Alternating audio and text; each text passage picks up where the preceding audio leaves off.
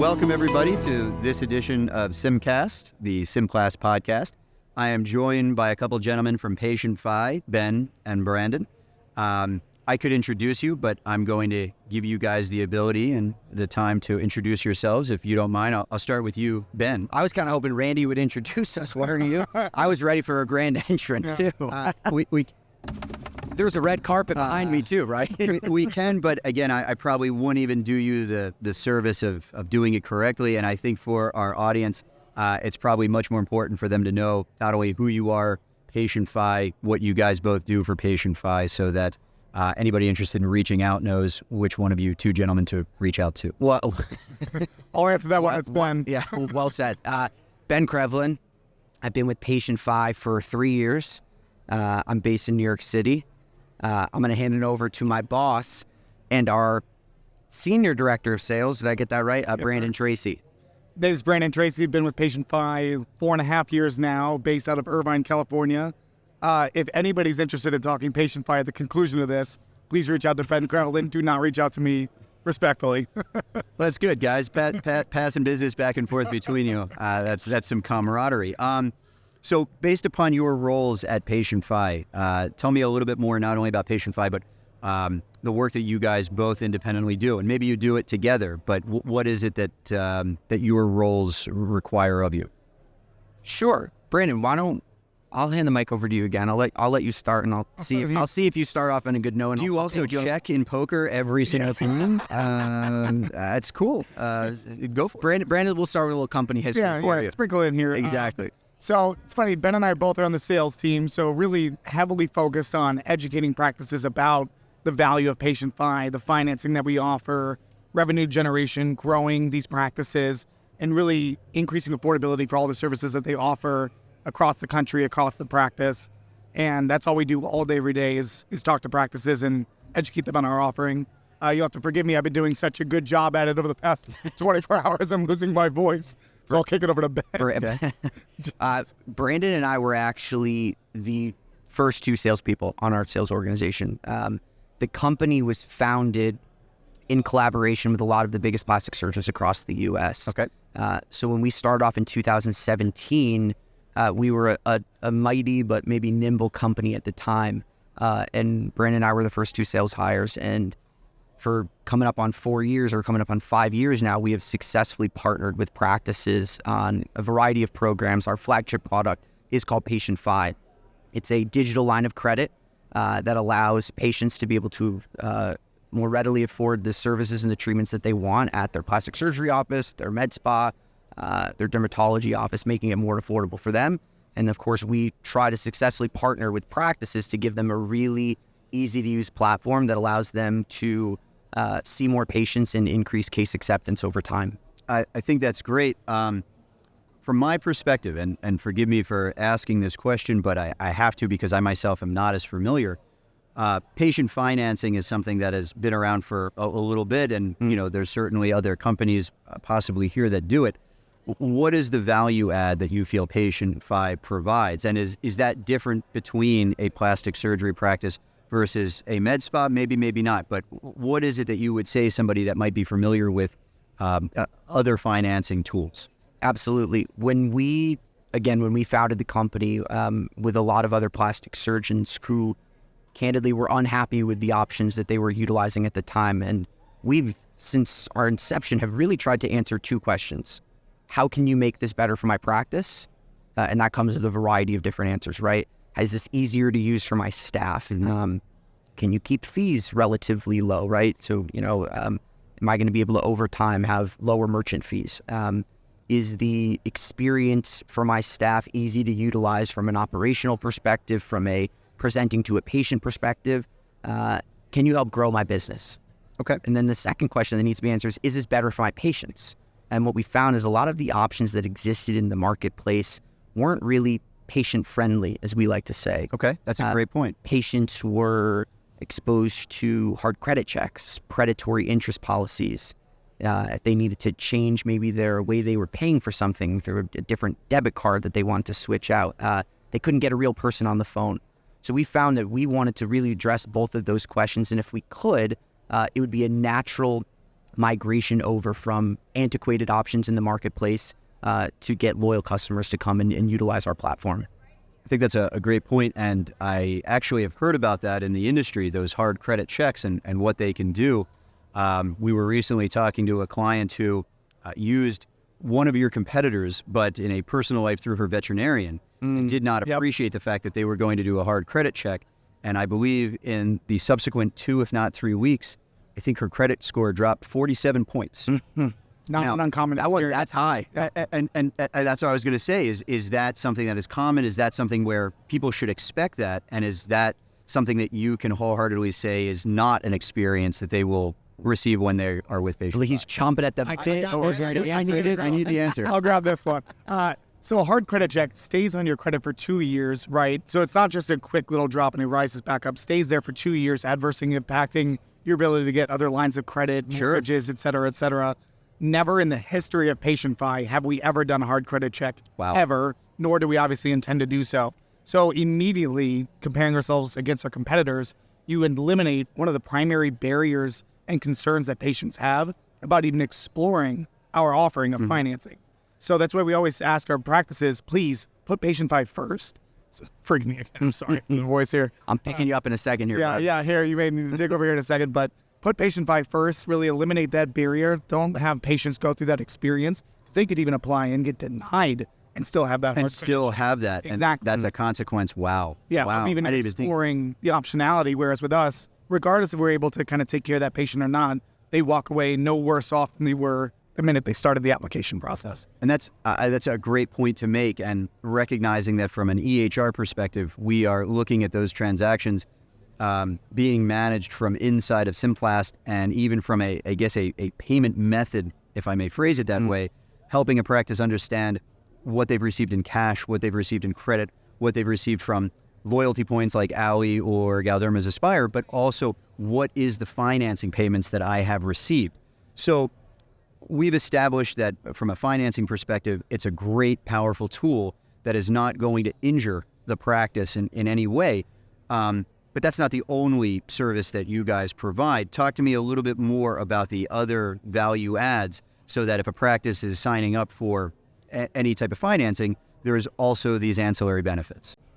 Ancillary benefits. Are you talking about specifically to the PatientFi program, or now I might get to plug our new program, Privy? I want to hear it. Let's go into it. This is a good segue. So when we created PatientFi, we knew that we were playing in a space where other competitors were already successfully playing in, right? But we knew that there was obviously need for a better option, simply put.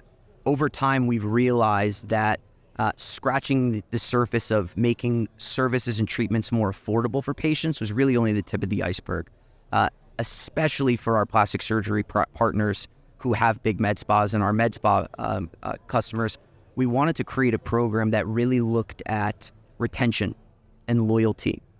So for a while now, many years, it was behind the scenes, we were creating a program that we've successfully launched now, and we've partnered up with a Galderma in a very meaningful way, and it's called Privy. And Privy is our subscription and membership platform.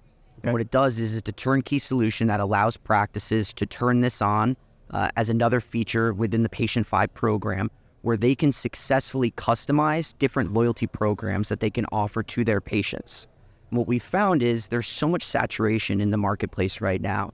There's med spas opening up on every block. You know, nurse injectors now have the ability right after nursing school to be able to start injecting patients. So given there's so many options in the marketplace, what we want to do is we want to bear hug the practice and give them another solution that allows them to see more patients, see them more frequently, and keep them loyal to the practice. And one of the ways that we do that is through the Privy platform, through a lot of recurring treatments, whether it be recurring neurotoxin and filler plans, packaged around loyalty programs that also successfully integrate Aspire into the platform, where patients can seamlessly pull in those available points and coupons. Always focusing back to those two original points.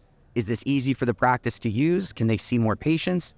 And is this a friendly and affordable way for patients to pay for their treatments on a monthly basis? So if I'm understanding this correctly, whereas traditionally we've thought about financing for larger surgical services, if we're looking at the med spa model, whether connected to a plastic surgeon or independent, instead of looking at an average invoice of $500 or $600 for any type of toxin, maybe going up to $1,000 if we add some filler, we can look at a multi-stage package, right, where I now, over the course of the year, might be looking at hundreds of units of Botox, might be looking at a few syringes of filler, might be looking at hair removal treatments, body contouring, and now all of a sudden we look at a treatment plan that's 6 months to a year long, and instead of $500 or $600, now we're at $5,000 or $6,000. We've crept up to that amount of a surgery. Yep. Now, instead of having patients balk, even though those are the number of treatments they need to see the outcome, once again, PatientFi can step in and help to lighten the load and make that much more, I won't call it affordable, much more tangible, right? Yes. They can see themselves getting there and therefore moving forward with more long-term treatment plans. I love that you just used the word outcome, right? Now we have a tool that injectors, PAs, plastic surgeons can utilize, and they're not treating for price. And that's what we hear so frequently, is that patients come in and sit in their chair during a consult. They want the world. They only have X number of dollars to spend.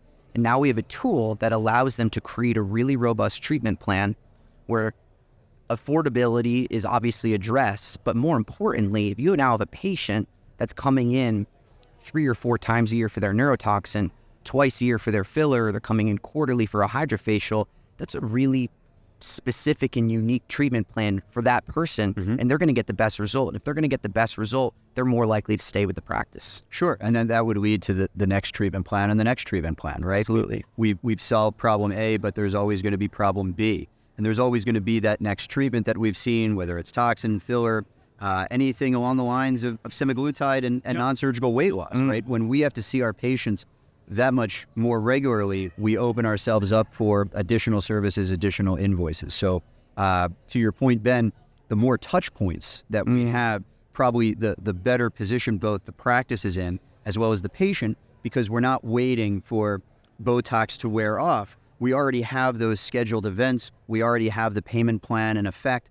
All the patient is thinking about at that point is, where's my appointment reminder so that I get to the appointment? And I think that is brilliant. So is there anything specific we should know about the privé? Am I saying that correctly? Privy, not privé. but privé sounds kind of fancy too. Maybe nice. Maybe we need a rebrand. It's a Philadelphia accent, right? What can I tell you? But so privy, any specific nuance, just as we had discussed, where if we're doing the original PatientFi, you're not doing a hard credit check, and that's super important to anybody. Is there any nuance about the privy program that you would want to touch on or make sure that practices might be thinking about that I'm not, that you want them to know? I'll let Brandon jump in here for a second now that he's had a few minutes to rest his voice. The word that comes to my mind is customization, right? I think we've built an amazing platform, and I'd like to think of it as a partially blank canvas. Every practice is different, right? It's not a one-size-fits-all. There's some practices that are going to want to do beauty banks where patients can put aside money each month that they can utilize at the practice. There's going to be some practices that focus more heavily on full face correction treatment plans, right? And they're going to want to use our monthly payment plan feature. There's going to be some practices that want to do point accumulation where patients reach 1,000 points and they can redeem that for products and services and treatments within the office. So part of our job, and I think why we've been really successful as an organization, is we put the practice first. We try to meet with practices to figure out what it is that they want out of the program.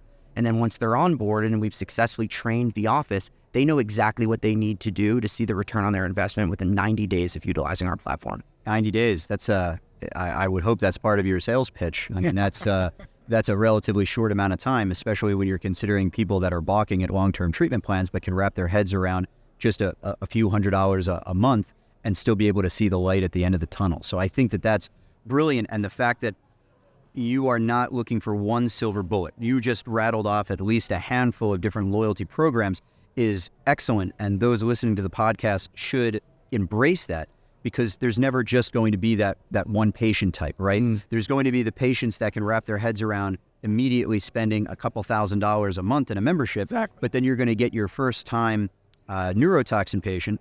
And as you just said, they might want to sign up for we're going to bank $250 a month. We're going to see every 10 to 12 weeks. You get to come in. You're just going to use your credit on file. Oh, by the way, because you're part of our membership, we can also, do $14 a unit instead of $15 a unit. You think we could hire Randy and my we got an opening in the Northeast? Well, I'm still down on Miami Beach, but Straight places for a little bit. that's okay. I love It's cold in New York City. New York in the summer. I'll be right up.